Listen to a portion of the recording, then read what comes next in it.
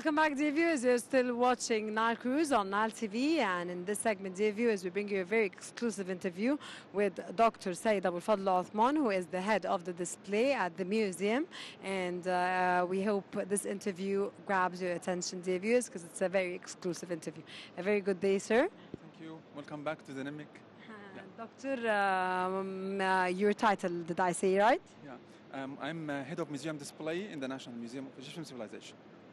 The world witnesses 18 kings and 4 queens of ancient Egypt making their way to their final resting place. From the Egyptian Museum in downtown Cairo to the newly initiated National Museum of the Egyptian Civilization, 22 special crafted and the parade cars, of course, the amazing oriented parade cars took the Nile Corniche Road to Magra al-Uyun, which such a grand opening ceremony. Dynamic opened its doors to the museum all over the world.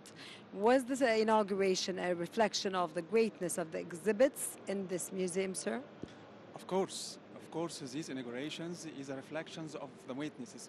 When you move 22 royal mummies from the National Museum to host it here, the only museum that hosted the royal mummies all over the world, it's reflections of the witness, by the way. The most important thing was to keep the mummies from sustaining any damage during their transfer from the Egyptian Museum to the National Museum of Egyptian Civilization, Dynamic, in Fustat. What are the measures that were taken to preserve their integrity?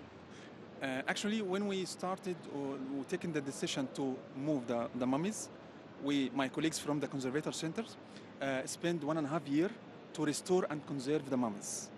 After they finished their work, they put the mummies inside a capsule that filled of a nitrogen gas to protect it. And after that, put the nitrogen gas and the capsule inside the books, the books of the mummies. After that, they put the Egyptian flag on and ready to move to the National Museum. And also, we designed a special car to moving the mummies through their journey from the Egyptian Museum to the National Museum. Sir, the museum organized a number of mummification workshops. What is its significance and goal? Actually, the museum is organized each week many of the workshops. The mummification workshops is some of them. We designed it to educate and to learn the children about how the ancient Egyptians mummified their body, how the ancient Egyptians mummified their body to still alive for thousands and thousands of years, and also how the ancient Egyptians put the beloved things inside the mummies, because they thinking in the afterlife they will use all these things after that. Why mummies are one of the most important legacies the pharaohs have left Egyptian? Because this is the only 20 royal mummies you can see ever any place that these things, kings and queens ruled Egypt in a period of time to stay in the National Museum, Nemic, by the way. Sir, doctor, as an Egyptian citizen and as an archaeologist on top of all, what are the collections that you are most proud of here at the Nemic? To be honest, I'm so proud of each piece that representing the beginning of each science in the world. For example, we have pieces, the beginning of the science, beginning of astronomy, beginning of architectures, beginning of agricultures, beginning of cosmetic things all over the world. I'm so proud of each piece of the Egyptian collections, by the way. The exclusive exhibition hall includes the royal mummies transferred from the Egyptian Museum in, of course, downtown. How are they shown to the visitors? When we took the decision to move the mummies, we started to design a tomb, design the gallery like a tomb, like the places that we found the mummy inside, in the Valley of the King in Luxor. From outside, like a mountain. From inside, we'll go deeper in the stairs, in a zigzag way, to see 20 royal mummies. For the first time, you will see the coffin that we found these mummies inside, displayed beside the mummies. Also, we will see some of the funeral furniture displayed beside the mummies inside in this gallery, by the way. We need you to feel that you entered inside the tomb in the Valley of the Kings. Doctor, several spaces will be allotted to temporary exhibitions too. What kind of exhibits? Actually, the temporary exhibition is an exhibition for a period of time. It's between 15 days 2 months or 2 months.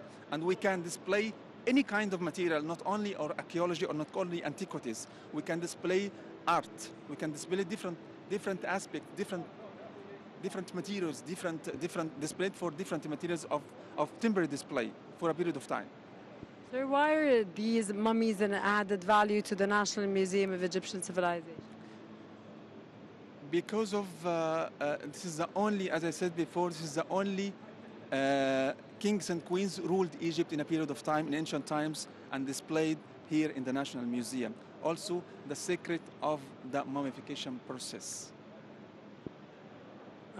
The uniqueness of the Egyptian civilization is not about just monuments, but it is about the agricultural systems, irrigation, dams building, the state, the army, beliefs, architecture, music, women, mummification, medicine, everyday life, etc.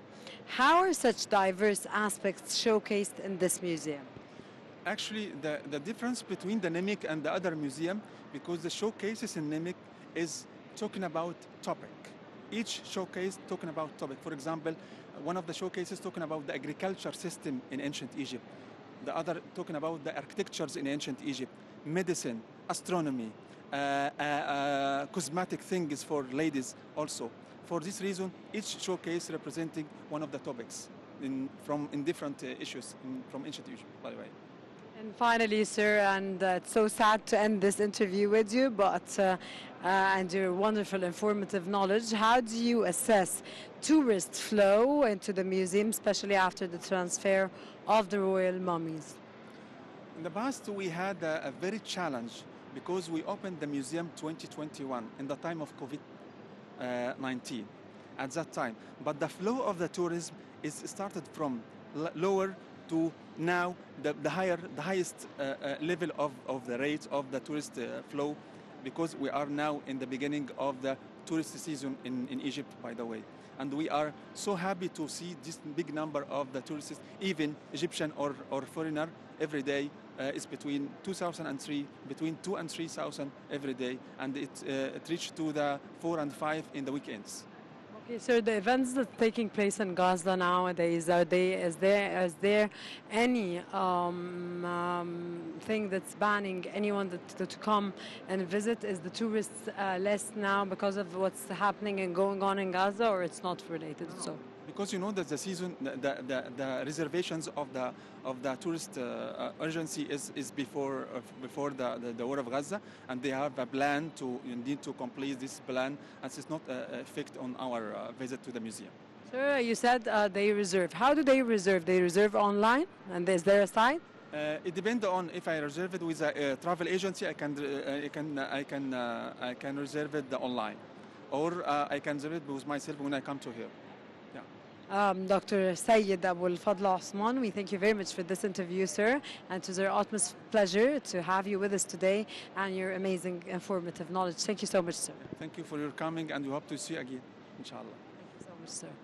Dear viewers, this is all for this segment of Nile Cruise. Stay tuned. We'll be back again. Don't go away.